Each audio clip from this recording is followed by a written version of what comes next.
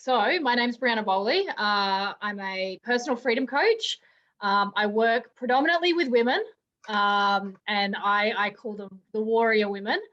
And in a nutshell, I'm supporting warrior women in, I call it building their kingdom. And so that encompasses all of it. That encompasses, the man, the money, the business, the lifestyle, the health, the body, all of it. I'm a big believer that how we do anything is how we do everything.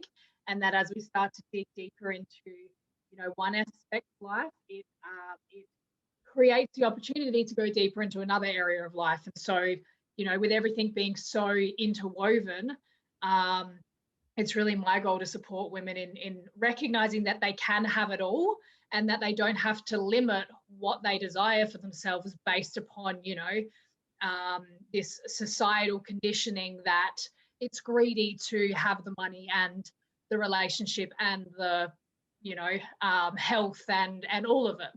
So yeah, that's me in a nutshell. I love it. When you talk about how they can have it all, how did you get up to that point in your life? When Yeah, I think for you knew that you could have it all in order to teach that to other people.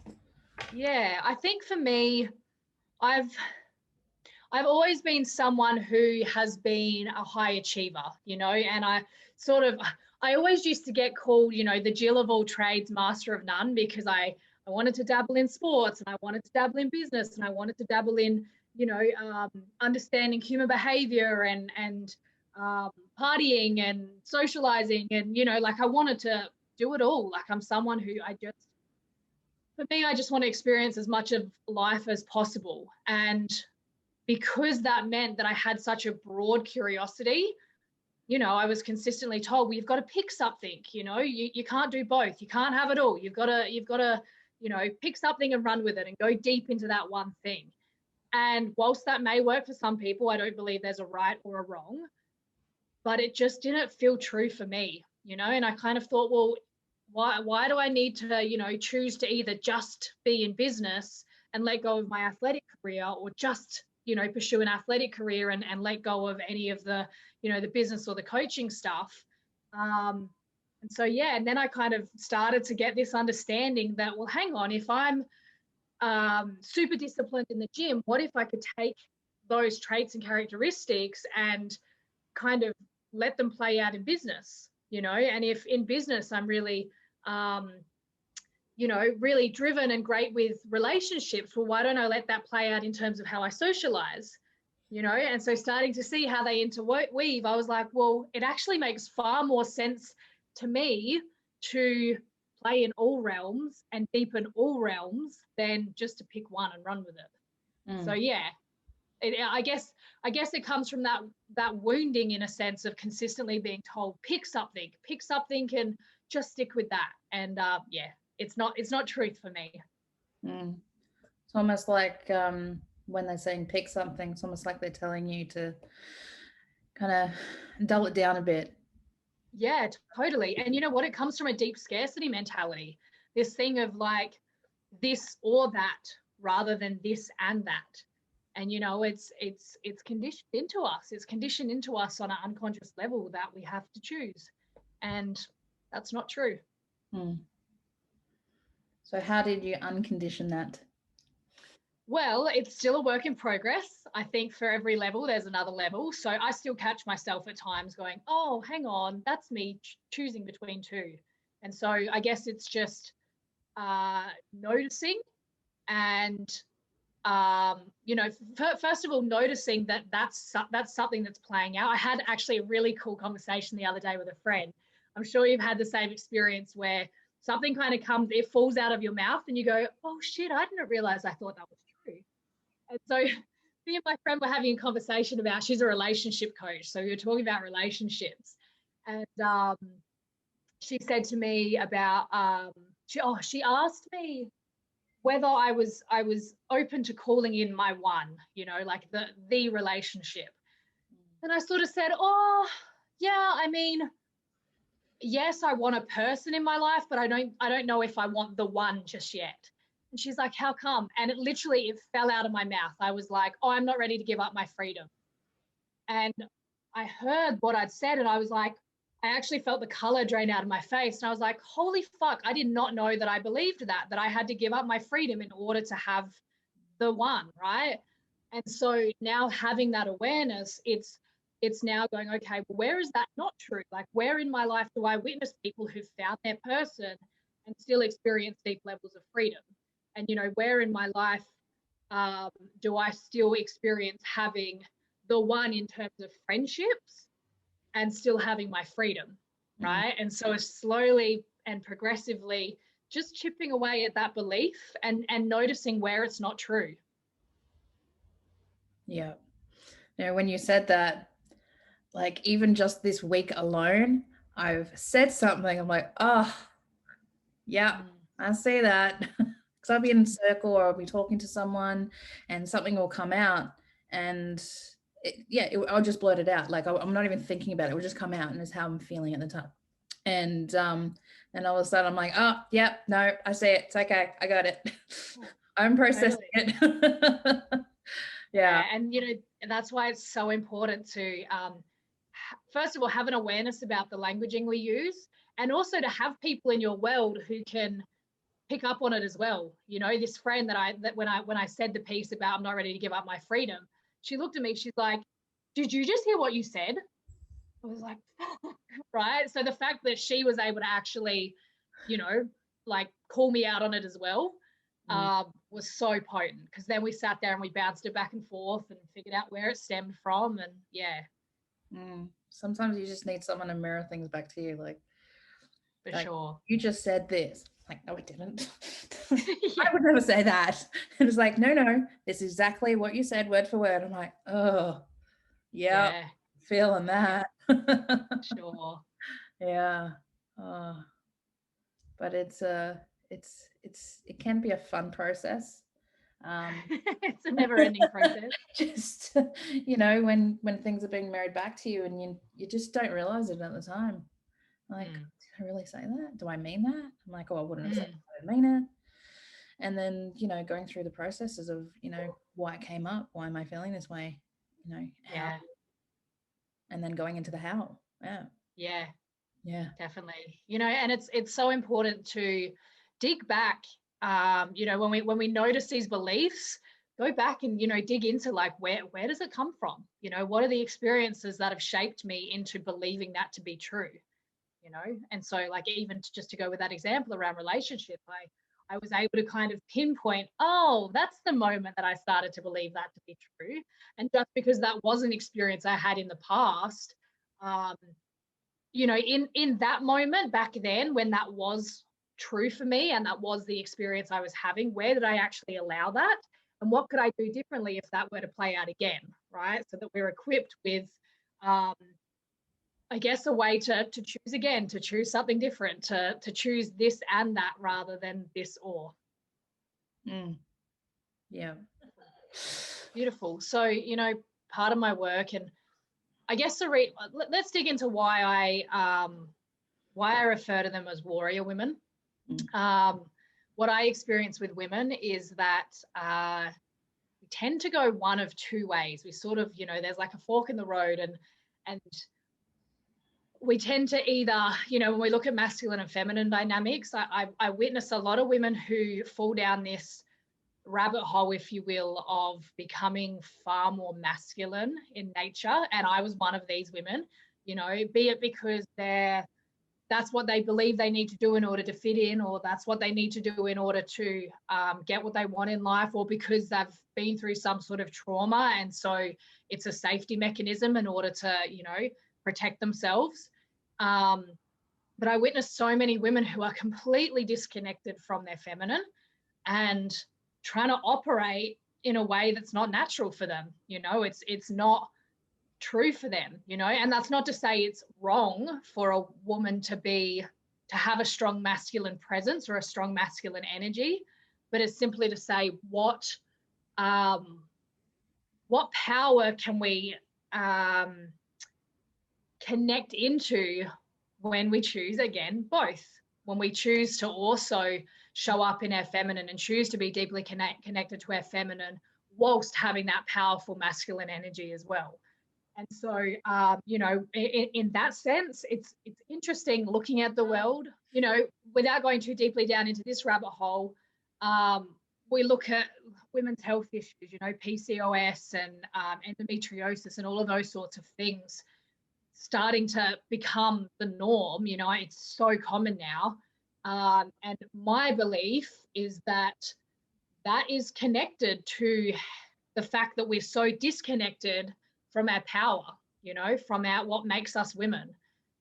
So that's the first kind of thing that I witness, these women who are just so in their masculine that they're disconnected from joy, they're disconnected from pleasure, they're not living in their body, you know, they're living up here cognitively, and they're trying to navigate the world through the mind. And then the opposite that I witness is women who have gone so far into their feminine that they're literally completely codependent, and they're you know, all of their power is in whether they've got the man, right? And it's they've given away, they're disconnected from their center and from their balance point, and so they're kind of living from out, like out to in rather than in to out, you know. And so like basing their getting their needs met and their security and their safety on whether they've got the man, right? And so yeah, I guess my work's really about, my message is really about showing women that we get to have both, right? We get to have it all once again, and owning that our deepest power is in our feminine, but also not so far into that we actually we lose our sense of self as well. So yeah. As someone who has been a very independent person from a very, very young age, I felt like I stepped into that masculine almost constantly. That people, I'd go to events, they talk about stepping into your feminine. I'm like, yeah, there was a lot of resistance towards that because I got stuff to do. I'm a single mum. I've got to work. I got to pay the bills. I don't need no man, right? And it was that type of thinking that kept me in that masculine and not actually feeling what it was to be feminine. Mm-hmm. And I know, because I've spoken to a lot of women, I know, because I can see the behavior in them too. So I know that they're going through the same thing. Mm-hmm. And yeah, and I loved how you said it was about not just being masculine and not just being feminine. It's like having a bit of both. Yeah. Yeah, the integration. Talk about that. Yeah. Like, you're a female, you got to be feminine. You're a male, you got to step into your masculine. And yeah, just having that both, especially like even with men, having that bit of feminine in them too. Definitely. Tap into their emotions. I think it's really, really important. Yeah. But yeah, a lot of women, they really step into that masculine role, especially when I was triggered by women who were so codependent on their man. I'm like, you don't need no man. Like, I'm not saying they don't need them. I'm just saying you can be like self-sufficient and independent. You can do these things yourself. You don't need someone else to do them for you. But at that time, you know, like you said, all their power is in this person. Absolutely, you know, and I think especially, I mean, we look at society and we have super women who are, you know, they're single moms and they're trying to keep up the career and they're trying to, you know, maintain the body because that's what society tells us we need to do. And they're trying to, you know, put food on the table and like, you know, have the house and the car and have everything spotless, and you know, and it's so much pressure, and so it is so easy to fall into that independent woman, get shit done kind of role. And I mean, this isn't to say that as a deeply feminine female we can't get shit done, because there is 100% a time and a place for that. But I also believe that we can get shit done with more ease and grace, because when we're in that grind mentality and the, you know, I call it the freight train, because this was me, where it's like, get out of my damn way, I got shit to do, move, like like a freight train. It actually makes that a whole lot harder, right? And my experience having come from that to now, and it's still a work in progress because, hey, I'm human as well, but leaning more into my feminine, it's almost like instead of having to go out and hunt to make things happen, and being in this grind mentality and being, constantly working, it's like, oh, well, I just get to play and have a whole bunch of fun and magnetize the things I want towards me rather than having to go out and get them. And that's the difference. It's not about, oh, well, this now means that, if you're leaning into your feminine, you can't still be a badass bitch and get shit done. It just means you get to do it with a little bit more fun involved. And I think that's the piece that we're all missing, men included. We're all missing that fun element. And I really believe the purpose of life is just to have a fuckload of fun. So, I think we get to choose more of that. Absolutely. You did bring up the whole being disconnected from joy. And I think especially when you're in that whole mindset of, I got shit to do, get out of my way, it's got to be fun. We are so disconnected from having that joy. I think I spent many years just not experiencing that because I think I put a lot of kind of guilt and shame on myself because I had to be this superwoman who had to get stuff done. I had to raise my kids. I had to find a job, get a career, and do all these things. That joy just didn't come in. And that's when things fell apart because I wasn't experiencing any of that. I was just experiencing work, do, and all these really high expectations of myself. It makes me laugh now to witness because, I think back on who I used to be. And I mean, even now I still catch myself where I get into my get shit done mode, with work or whatever and meeting deadlines. But it makes me laugh because I kind of go, well, hang on. The whole purpose of doing anything is to improve our quality of life, right? Like we only ever do anything because there's some part of us that thinks that it's going to make our experience better. So the funny thing is when we get so caught up in trying to reach this end goal in order to make things better, what most people do is they're focusing on the end goal and forgetting to actually just have quality of life now. I actually saw a woman a few weeks ago, and she was doing laps of, I was laying in the park, just getting some sun and reading, and she was doing laps of the park. And this was my perception of what was going on for her, but she had her headphones in and she had this real intense look on her face, and she was sort of, marching around the park, and she just looked really, the whole thing just looked heavy from where I was sitting. And I kind of went, well, I'm assuming she's doing that to improve her health. But what could she create from that if she did the exact same action of doing her laps of the park, but doing it from a place of fun? Right? Because not only would she get the end goal of a greater quality of life or improved health or cardio or whatever her vibe was, but she'd also get to enjoy it right here in the moment. And so it's a double whammy, right? Like we get to enjoy quality of life now and when we reach the goal. And so, I think that's something so important to come back to. Like there's no reason why we can't strive. Even I witnessed so many mums who were like, well, I've got to cook dinner and I've got to clean the house. Cool. And what if you cook dinner with some tunes playing and you made it a dance party, or you clean the house with your favorite song playing, or, just add that element of fun. And it takes no extra time, but it gains us more time. Time almost slows down when we're deeply in the moment. I was having a discussion on my podcast the other day about end goals. Everyone's so focused on doing things, but in relation to a target. And when it comes to things like experiencing joy in things, it's not really a target, but a feeling. And so we're not so focused on getting that.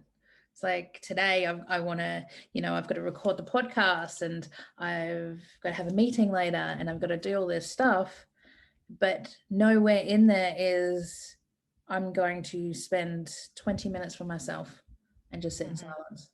I'm going to play some tunes and dance the day away, because they're not really end goals. So it was an interesting conversation, and I think we do it a lot. Especially like most of like the targets and the goals that I set for are very masculine related. Get shit done. So yeah. No, I mean, I catch myself all the time, my work is focused, the work I do with women is focused on bringing women back to themselves and connecting them with their hearts, and even for me to connect heart to heart with people. And I still catch myself where it's like, well, I want to have this incredible impact, so got to get shit done. And then I have people who, approach me and want to have a conversation with me, and it still comes up where I'm like, don't have time for that.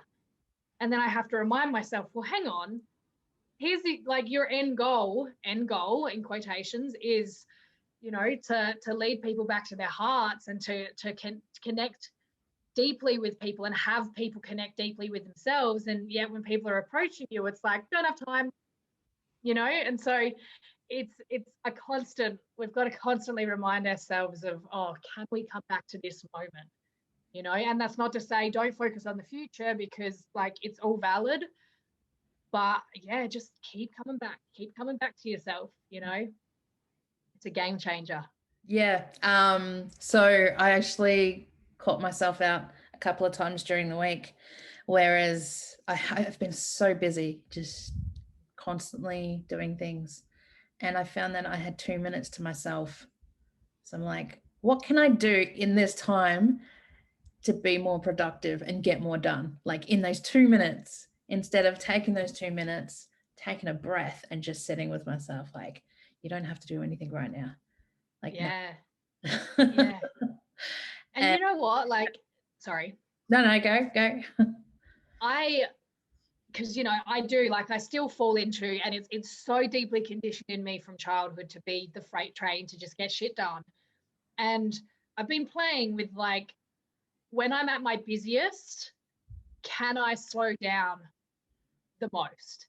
And the really cool thing is, because you know that feeling when you're chaotically, you've got maybe 10 minutes until your next meeting, and so you're chaotically trying to get whatever done that you've got to get done in those 10 minutes, and it's 10 minutes feels like 2 minutes, and it's like you're tripping over your own feet and you're dropping shit, and it's like everything goes wrong in those 10 minutes.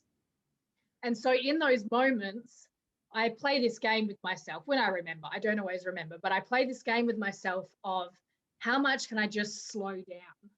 And so, I've had many a times where I'll have, say, an interview, and then I've got a 10-minute break, and then I've got, a client call or something. And so it's I've got to quickly smash down some food in that time.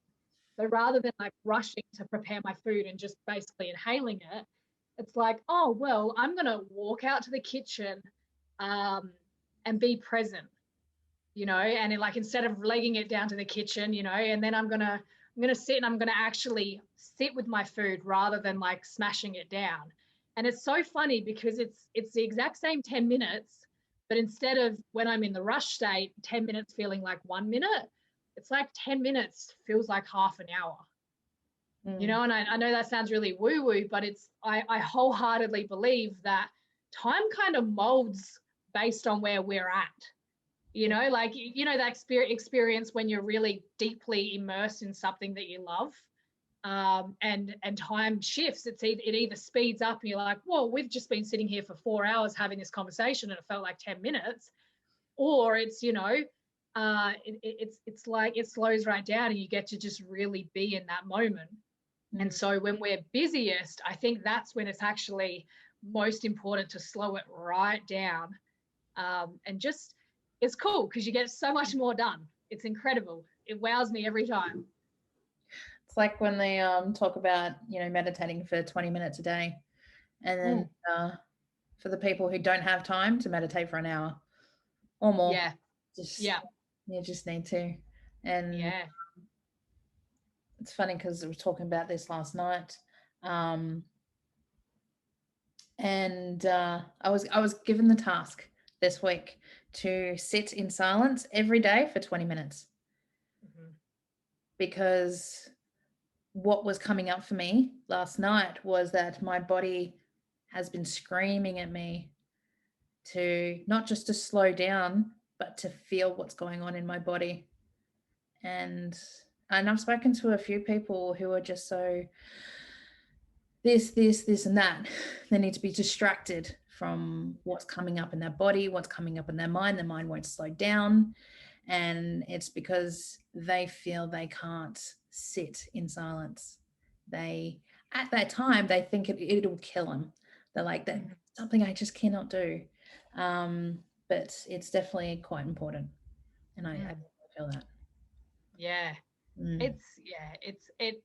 It feels counterproductive and it feels counterintuitive to sit and do nothing when you're at your most busiest. Mm. But yeah, it changes everything. It shifts everything. And it brings us back to our sense of self. It brings us back to our center. It brings us back to our power. And then, it's again, it's the choosing the in to out game rather than out to in, choosing to allow what's happening within us to impact our outside world rather than being, I guess, led by the chaos of the outside world. Yeah, game changer. Mm. Yeah, definitely. Whew. I'm feeling all this. Like, I don't know if you're the same, but yeah, when I feel really heavy on the heart, I tend to get a lot of pain circulating my body. I actually used to get it all my arms and legs. And if I'm deeply triggered, I still get that. But I don't get as triggered as much as I used to. Um, and so now I just like, it's almost like centered. So I feel it in this one spot. And I actually jumped on a podcast the other day with someone who's a hypnotist. So he did a little thing on me to change my state, which was really, really interesting. And definitely something I can use on myself later on. So, yeah. Well, acknowledging you for even having that awareness of what happens within your body when you are experiencing triggering, because I think so many people just, they might have that experience and then they're not able to make the connection, that this physical pain I'm experiencing is connected to something emotional, or they don't even allow themselves to experience the physical pain. It's just go, go, go, go, go. Let's just avoid feeling that by filling space more. So yeah, acknowledging you for even having that awareness, that in itself is huge. It took a long time. And don't get me wrong, I still do it. A couple of months ago, I experienced a really bad pain on the right side of my stomach. And I'm like, I don't have time for this. It's fine. I got to jump in a meeting and then I got to go see my car and I've got all this stuff, got to make dinner. I'm like, yeah, okay, all right, the pain's gone. I can go do all this stuff now.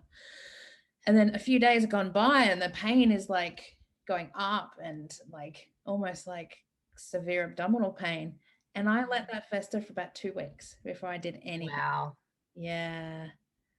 And I'm like, yeah, I know you're there. I just don't have time right now. Can you just like chill out just a little bit? It did not chill out at all. And yeah, it's funny because I found out what the problem was, and the first reaction from the doctors is you need to have surgery. I'm like, yeah, no thanks. I'm going to go home. I'm going to eat better. I'm going to do all these things. And I did the things. And it wasn't until I started working deeper on my emotions that the pain started to go just a bit more. And after a few weeks of doing that and going deep, I'm pain free. Yes. Which is so funny. Like, like one Yeah. part of my brain's like, that doesn't make sense. And the other like part of me is like, yeah, it does. Yeah. Yeah, our emotions are tied to, all these body parts and everything. 100%. Yeah. Definitely. Which is Yeah. why when I'm triggered, it's almost like nerve pain. I get the pain and Mm, recognize it. And yeah. what one trick Cody actually taught me was to hug myself, which was just Mm, put my arms around and just do this. And because I was yeah. triggered on one of his calls, and I did that for like an hour.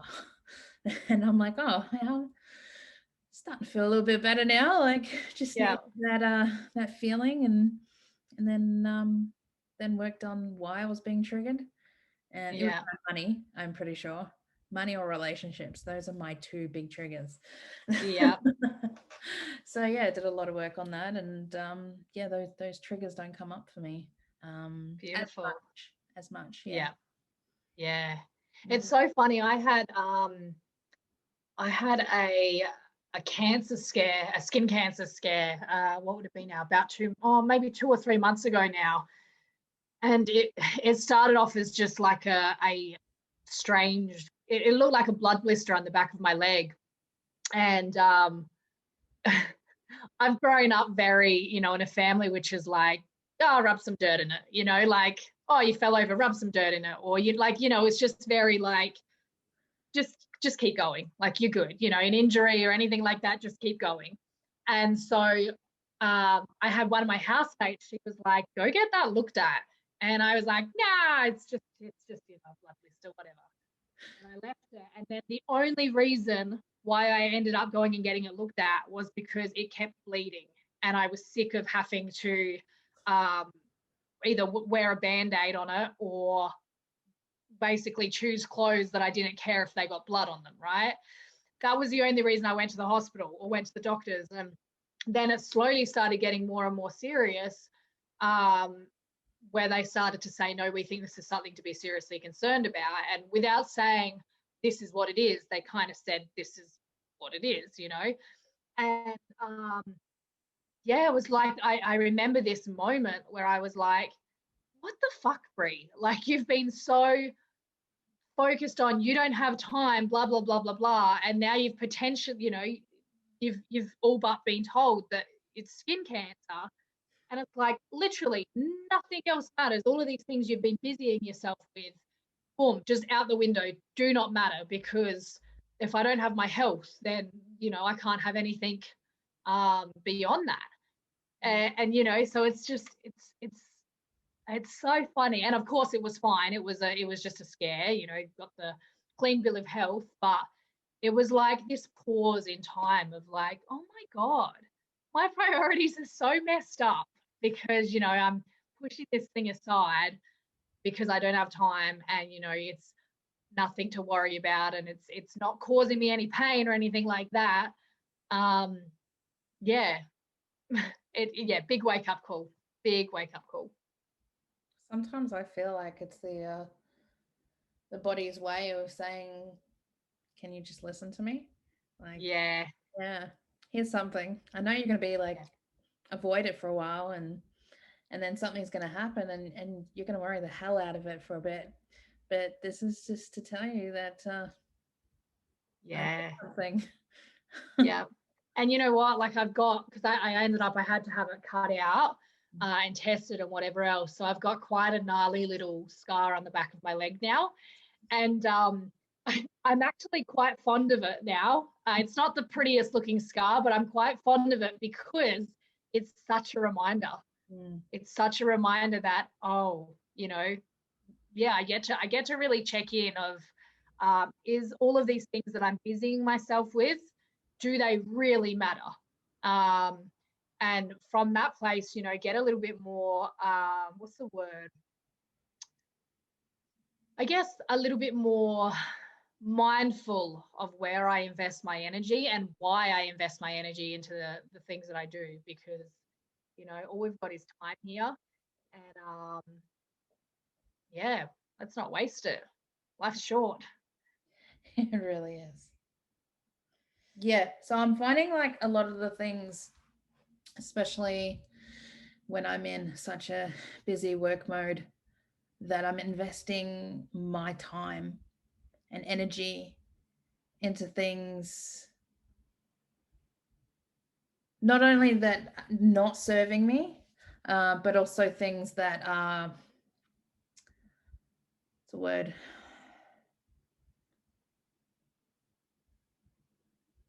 Almost detrimental to my health, in the sense of I'm doing something, but I'm not feeling this, or I don't want to be doing it, but I'm doing it anyway because I want to help people, or I feel like I have to. People have, or even myself, have high expectations on the things that I do. So I end up doing all these things.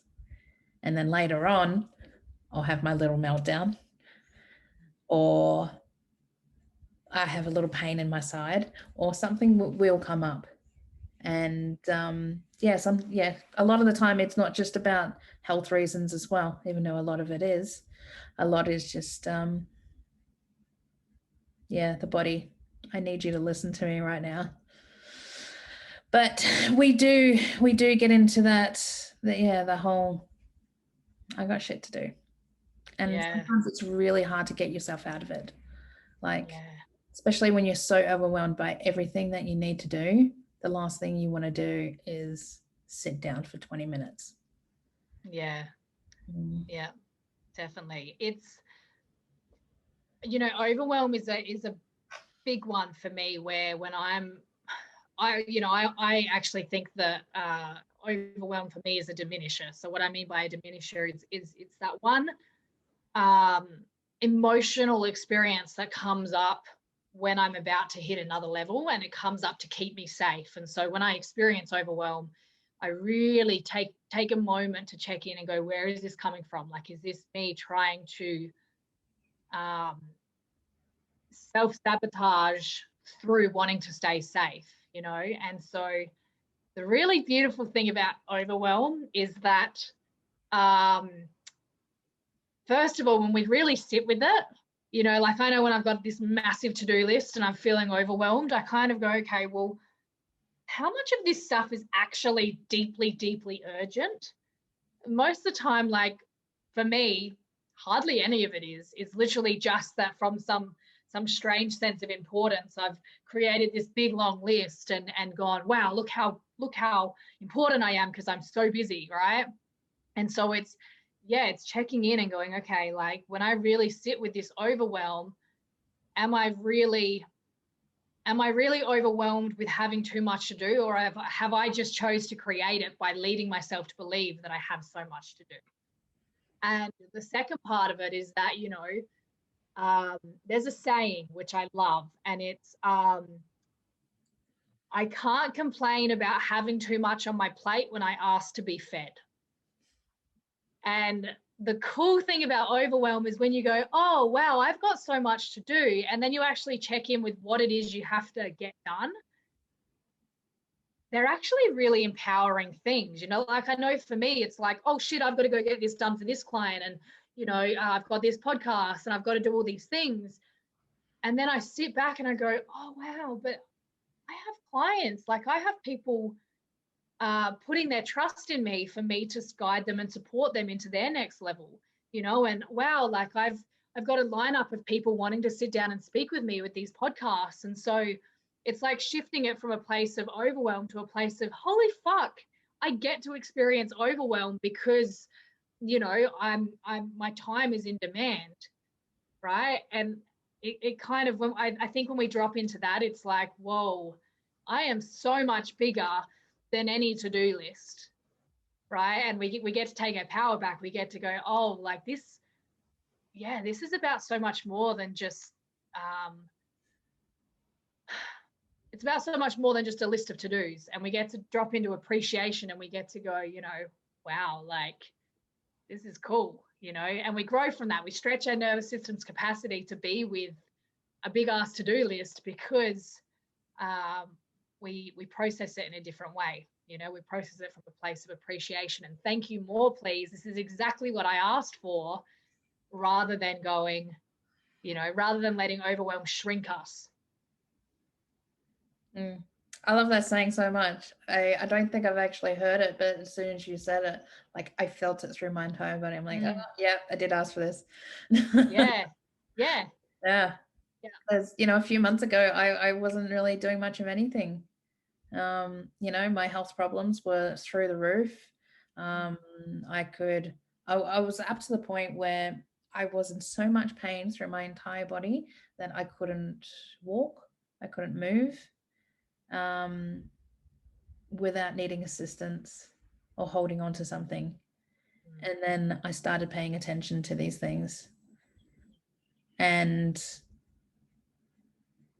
I move, I eat healthy, I drink lots of water, and I started going to things like Circle and weekly talks about epigenetics and finding more about my body and my mind and why I do the things that I do.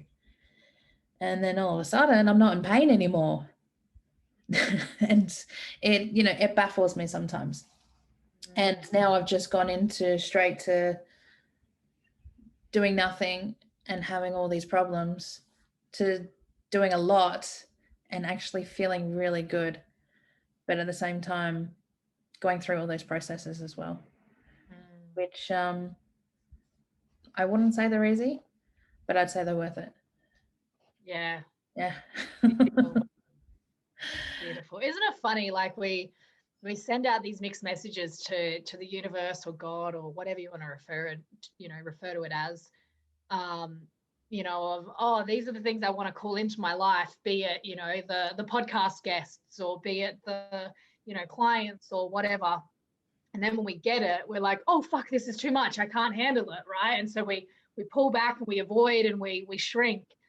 And I am a big believer we get exactly what we ask for. So, you know, I catch myself in it all the time of like, I've asked for this big life, and then the universe is like, well, here you go. And then I'm like, whoa, it's too much, right? Like abort. And so it's like, oh, okay, well, okay, if you don't want it, we'll take it back. So I catch myself as much as I possibly can of like, oh wait, Brie, you asked for that. And to keep showing up for it, you know, even in those moments, because that's where the growth point is, right? When it's uncomfortable and when we're stretched, keep showing up for it because it's what I asked for. Or before I ask for it, check in. Like, is that really what I want? Because, you know, I could say that I want the global business or whatever, but with that comes a lot of responsibility. So is that actually what I want? Or does that just sound kind of good? Right? So that mindfulness of, always checking in whether something's really true for us, whether we truly deeply want it and it is in alignment, or it's just what sounds good and what we should want.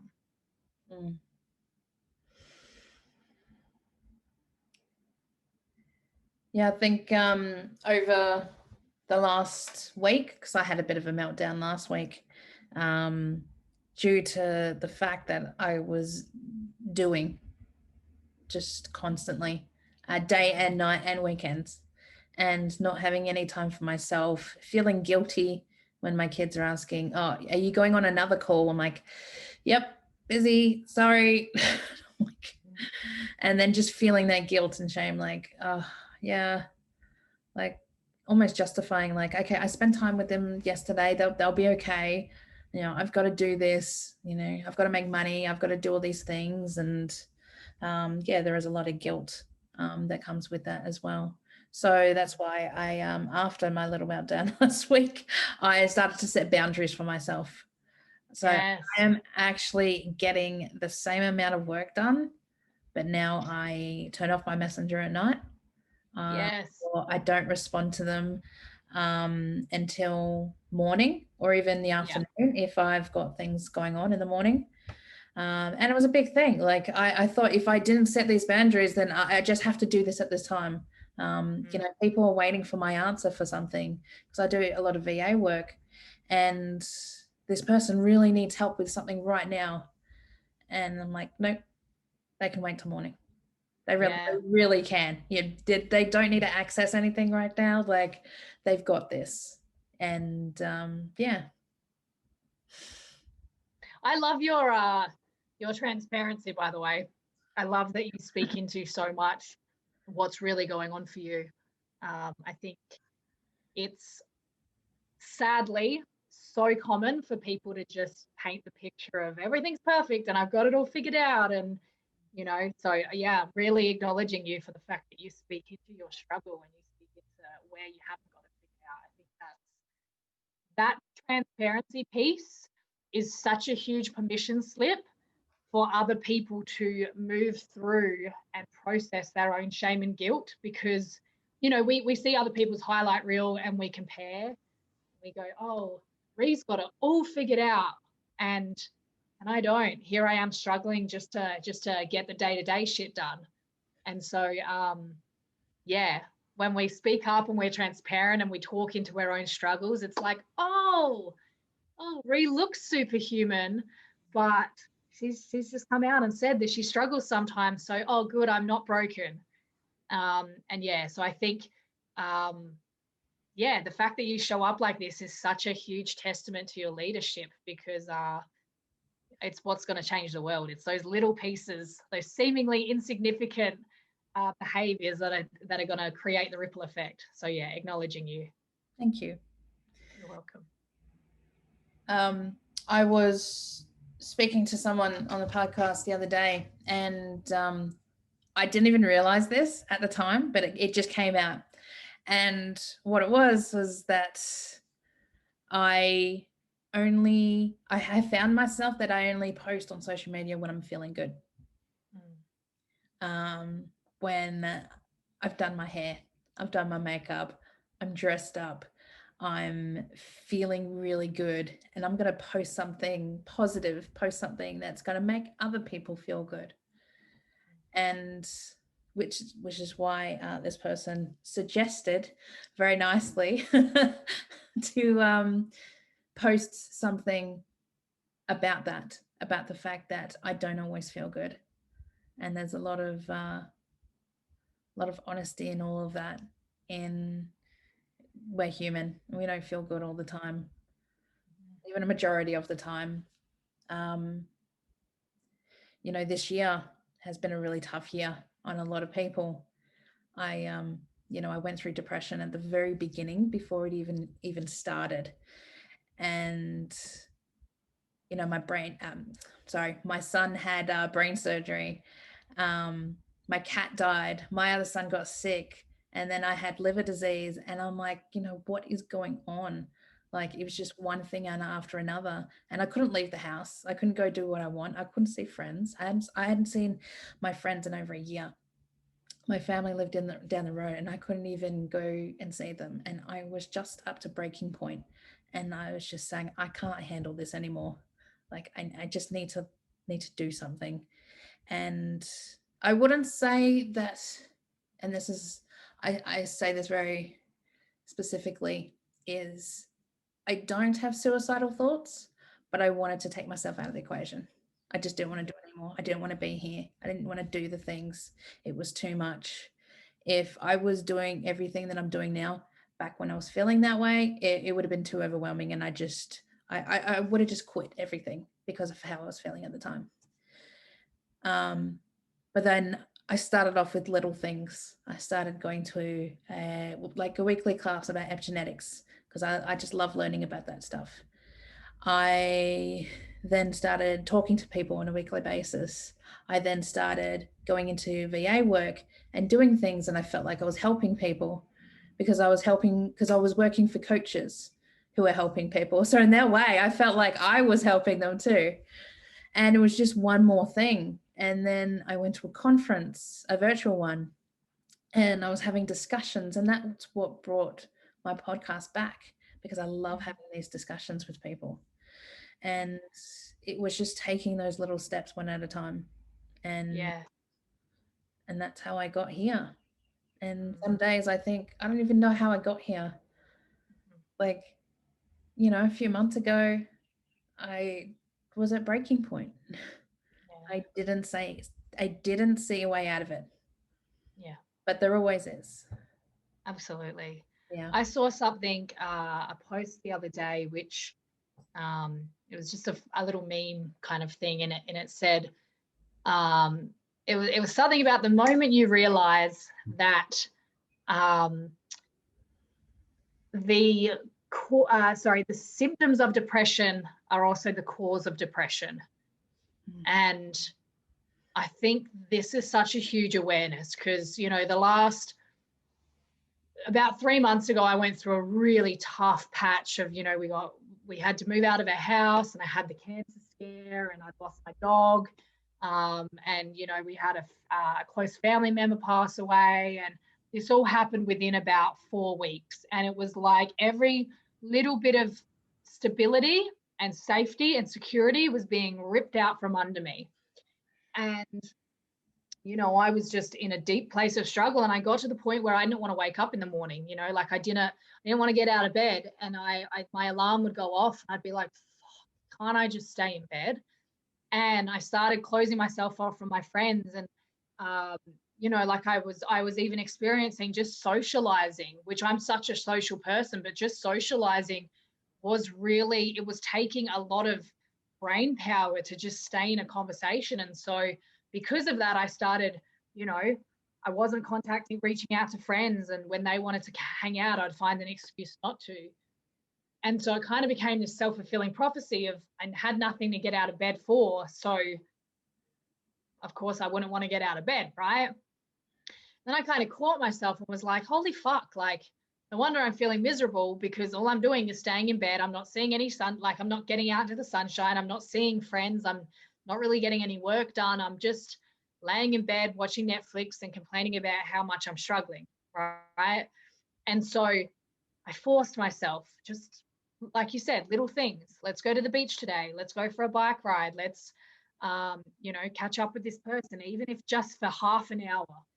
And within, you know, probably even as short as the week, it was like, it's not to say I didn't still struggle, because I still had a lot going on and I was still navigating a lot of grief, but it just changed so quickly.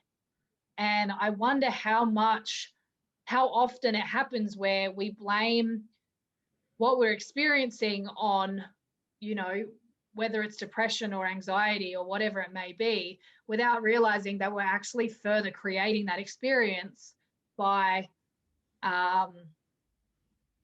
yeah, I guess not really choosing to do anything that shifts that, you know. And that's not to take away from the fact that it's hard when you're feeling like shit. The last thing you want to do is go socialize, or, you know, get out of bed and go for a walk or go to the beach or do any of those things. But it's the baby steps. It's the small creates the big. So that one little shift, you know, that 1% difference over a longer trajectory is huge, you know.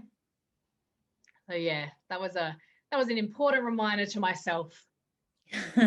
Yeah, you and me both. I've come across quite a few people, even recently, just having just little discussions with them. And like I see certain types of behavior patterns, and I only recognize them because I've had them. So I've recognized them in myself. And it's like, it's almost like they have to announce that. Not really announce. They put a lot of energy into, I have depression and I have anxiety, so I can't do these things. Yeah. And I get frustrated because I was that person. I tend to be triggered by the people that have the same problems that I used to have on a regular basis. And and there's so much that I want to say to people who do feel like that, but there isn't anything that I can say that's going to change their mind. It's all them. They embody what they need to feel, and that's how I got to this stage or I didn't blame my depression. I didn't blame my anxiety. I didn't blame the trauma that happened when I was younger. And yeah, I just getting up to that point. And sometimes it's not about what someone says. It's just about, going through the processes, going through the deep core feelings of why this came up then. Like certain emotions that I'll feel now can be related to something that happened when I was a kid. And understanding that and finding love for myself is absolutely key. Yeah, I think we don't give enough credit to how powerful our words are.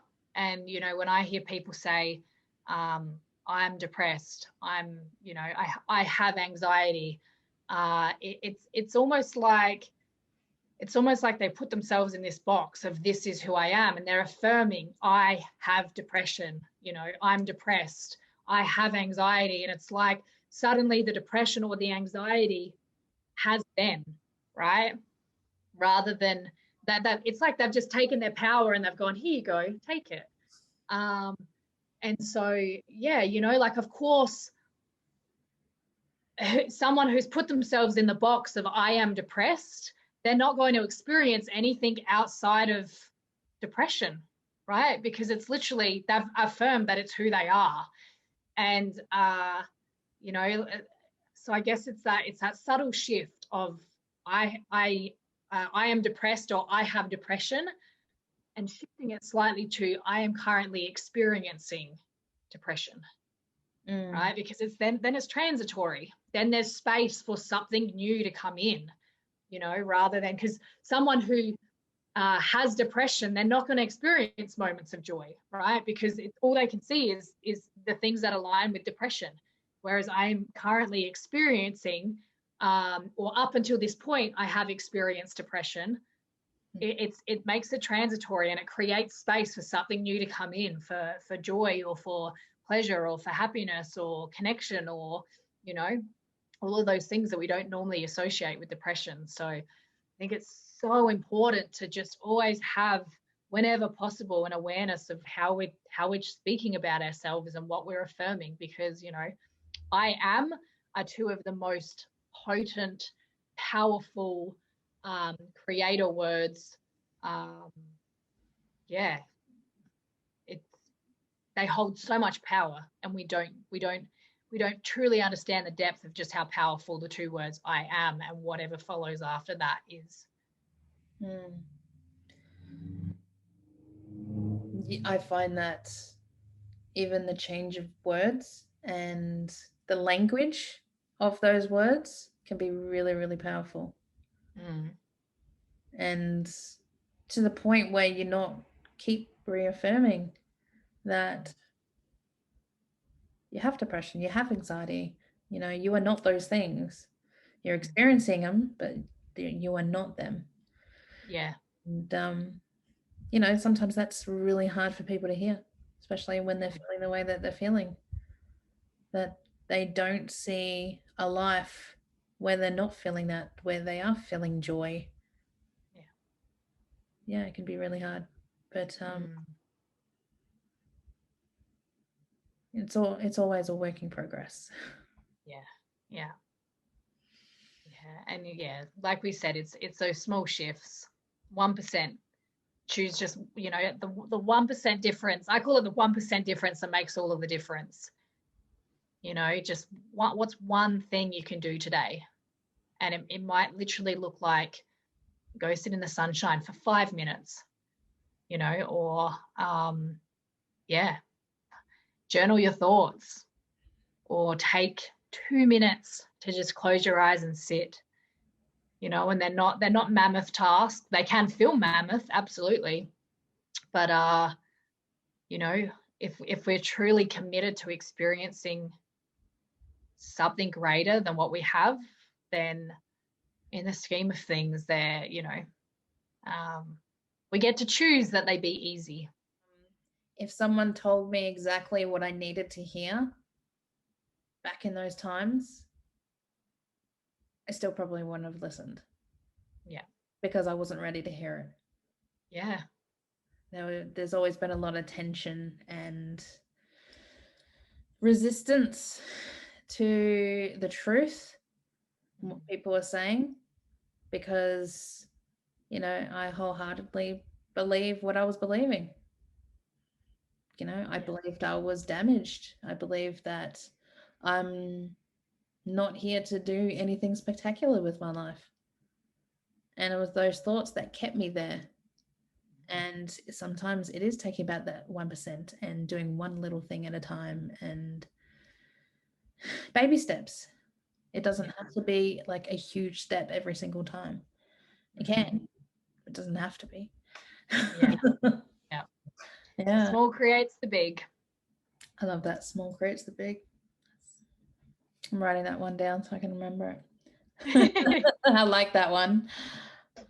That and the plate one. The plate one is a game changer for me. Like, it's we have such a mentality of, that the quote, like, first world problems. I always drop back into that of like, oh my God, like some of the things that we complain about, someone out there would kill to have, the problems that we have. They would love, it would be their dream to be struggling with the problems that some of us complain about. Yeah. And so that's a big one for me, because someone once said to me that for every problem we solve, a bigger problem comes. And so the key to success is to solve big problems. And so, the bigger problems I have, the more I'm like, oh, this is a marker of how big a life I'm living. And that's something I've always been called to live a big life. And so, celebrating when my problems feel mammoth, because it's a marker that, I'm creating what I've always dreamed of. I've always been very two-sided about that saying. First, one part of me is like, yeah, there is so much going on. There's always someone who's got it worse out there. Like, this problem's nothing compared, like, because I'm comparing it to what someone else could be going through.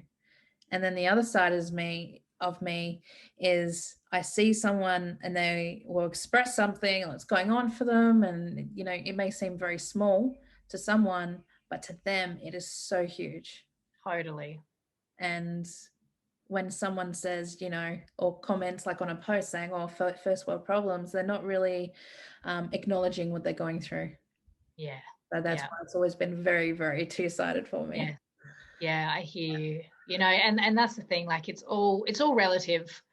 For someone who's been through, for someone who's experienced extreme poverty, some of the problems that we go through here in Australia, they're going to seem like nothing.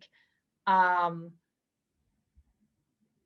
someone who's never experienced anything as extreme as that, then of course, a quote unquote lesser problem is going to seem huge for them.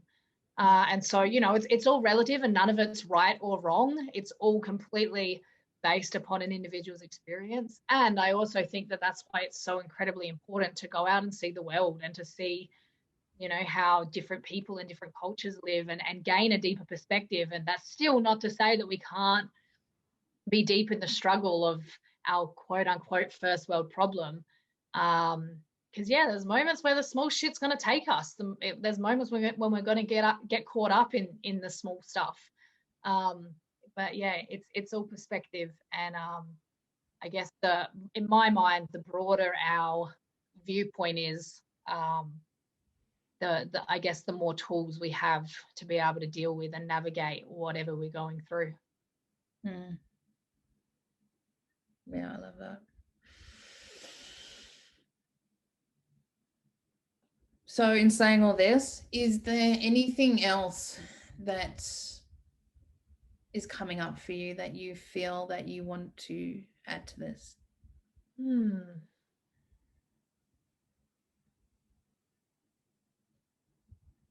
What's on my heart at the moment is to first of all accept your humanness, to own the fact that your struggles, your not enoughs, your fears, doubts, insecurities are your magic, and that the more you share them with the world, not to ever discount how huge of a ripple effect that creates, being serving as the permission slip. And with that,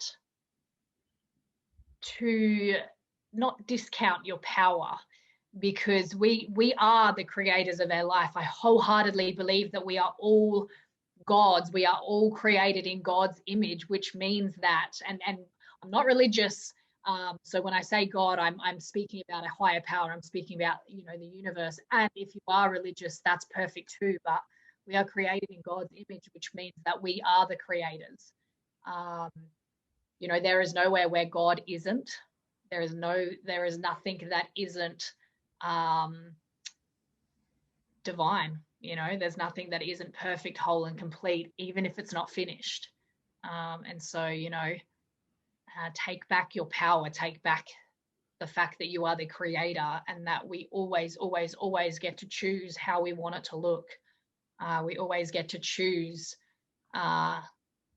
what feels true for us. And that doesn't always mean it's easy, but if we choose it to be, it gets to be. I actually really love that. If we choose it to be. I think a lot of people forget that they can choose. Yeah, we always have a choice. Always, even when it feels like we don't, we always, always, always have a choice.